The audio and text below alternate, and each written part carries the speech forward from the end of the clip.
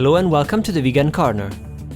Today's recipe makes me feel so proud of myself. It's for a delicious guacamole. There are no 5 words that make me feel happier than I'm going to make guacamole, with the possible exception of I'm going to eat guacamole, but the preparation itself is a great one. Did you know that the original recipe was made out of avocado and salt alone? Now, we are not going to tell you how to mix salt and avocado, as I'm sure you already know how to do that. However, as ever, balancing flavors is all about getting the proportions right, and this recipe is a perfect example of that philosophy. The ingredient list is in the description below the video. And by the way, this recipe is not low fat, but don't tell anyone, okay?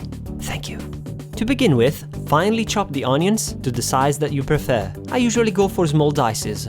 Next, the chilies. I'm not a huge fan of heat in my food, so I like to remove all the seeds and most of the internal white membranes from the fruits, as they are the hottest parts. Once that's done, finely chop the chili. If in doing so you chop away a piece of your index fingernail, you can simply use a plaster and move on, which is exactly what I did.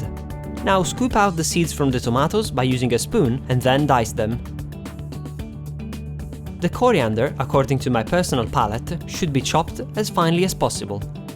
The last ingredient to prepare is the king of the dish, the avocado. Cut the avocados in half, remove the seeds, peel them, and then dice them. I can't stress enough how important it is for the avocados to be perfectly ripe, and also to buy a variety that has a powerful flavor. You can find some good options in the description box. It is now time to mix the ingredients to obtain the final guacamole. Place one of the diced avocados into a bowl and mash it thoroughly with a fork. There is absolutely no need to use 20 different ingredients in large quantities to make a wonderful guacamole. In the kitchen, most of the times, less really is more, especially when it's time to wash up. Now add the tomato dices and stir to incorporate them. Add the onions and mix them in.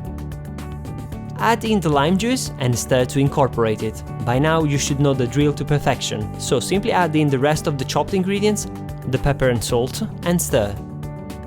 Lastly, add the second avocado and incorporate it into the sauce by using a folding motion, as this will give the final sauce an interesting contrast of textures. I also wanted to let you know that the only way to prevent the oxidation of the guacamole is to not let the air come into contact with it. To do this, simply use some cling film and press it onto the surface of the sauce, as simple as that.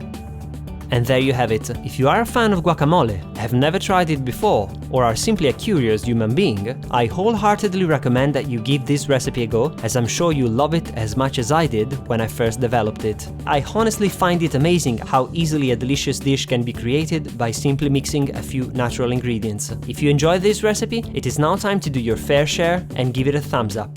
Thanks for watching, and to the next recipe.